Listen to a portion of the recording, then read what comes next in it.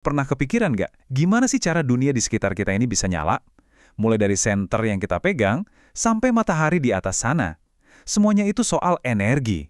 Dan cerita tentang energi itu, ya intinya tentang perubahan.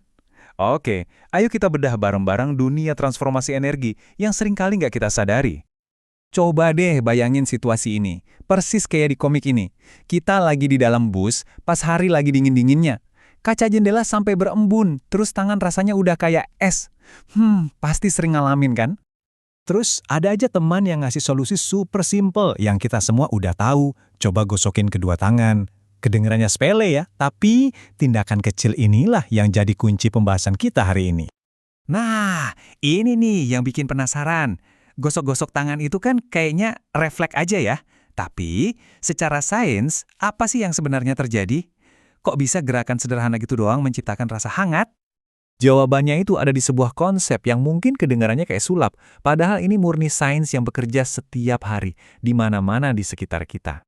Jadi intinya tuh begini, transformasi energi. Ini adalah sebuah ide bahwa energi itu nggak bisa diciptakan atau dimusnahkan. Dia cuma pindah berubah wujud dari satu bentuk ke bentuk lain. Anggap aja kayak aktor yang ganti-ganti kostum buat peran yang berbeda. Energinya tetap sama, cuma penampilannya aja yang beda. Oke, sekarang kita udah pegang prinsip dasarnya kan? Yuk kita lihat gimana pertukaran energi besar-besaran ini terjadi di sekeliling kita setiap saat. Siap-siap kaget ya, karena ini terjadi lebih sering dari yang kita bayangin. Kita mulai dari contoh yang gampang dulu ya. Lihat deh, kipas angin. Kita colokin ke listrik, energi listriknya ngalir masuk, terus, wish, berubah jadi energi gerak pas baling-balingnya muter bikin kita adem. Atau gimana kalau pengering rambut? Sama-sama dicolokin ke listrik, tapi kali ini sebagian besar energinya diubah jadi energi panas. Oh iya, dan sadar nggak sih ada energi yang bocor jadi suara bising? Nah, itu bukti kecil kalau nggak ada transformasi energi yang 100% sempurna. Dan pastinya, televisi. Di sini, listrik kerja rangkap. Dia berubah jadi energi cahaya yang kita lihat sebagai gambar, sekaligus jadi energi suara yang kita dengar. Nah, poin penting dari semua ini adalah betapa umumnya hal ini terjadi. Mulai dari energi kimia di bensin yang ngegerakin bus, sampai energi kimia di baterai yang ngasih daya ke remote TV kita. Transformasi energi ini bisa dibilang adalah detak jantung dunia modern kita.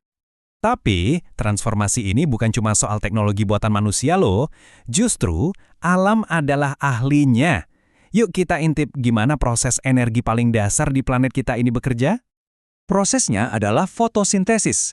Ini adalah sebuah proses yang luar biasa di mana tumbuhan melakukan sesuatu yang kelihatannya mustahil. Mereka benar-benar memakan sinar matahari.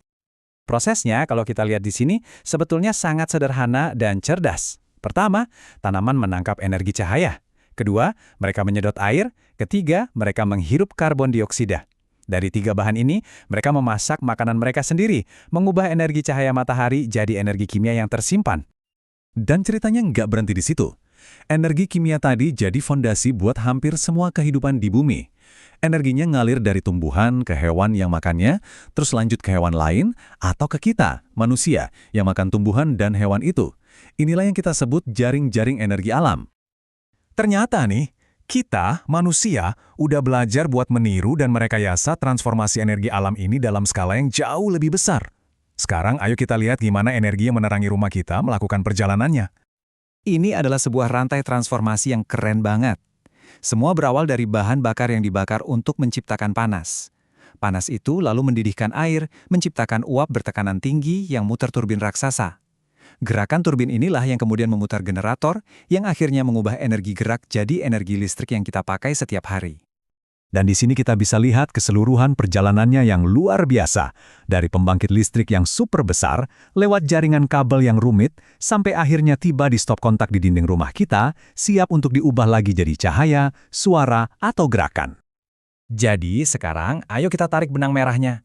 Dari proses alam yang paling dasar, sampai teknologi canggih manusia, ternyata ada satu benang merah yang menghubungkan semuanya. Coba lihat, di satu sisi kita punya jaringan energi alam, yaitu jaring-jaring makanan. Di sisi lain kita punya jaringan energi buatan manusia, yaitu jaringan listrik. Keduanya pada dasarnya adalah sistem yang super kompleks untuk mendistribusikan energi. Dan disinilah momen ahanya. Entah itu energi kimia dalam apel yang kita makan, Atau energi listrik yang menyalakan layar yang sedang Anda tonton sekarang ini? Kalau kita telusuri, semuanya berasal dari sumber utama yang sama, matahari. Semuanya terhubung. Seiring kita melihat ke masa depan, kita terus mencari cara-cara baru untuk memanfaatkan transformasi energi ini dengan cara yang tentunya lebih bersih dan berkelanjutan. Jadi, ini meninggalkan kita dengan satu pertanyaan besar. Kalau kita tahu bahwa kisah energi itu selalu tentang perubahan, dari satu wujud ke wujud lainnya, kira-kira apa ya transformasi besar berikutnya? Bagaimana kita akan menyalakan dunia kita di masa depan? Jawabannya sedang kita tulis bersama.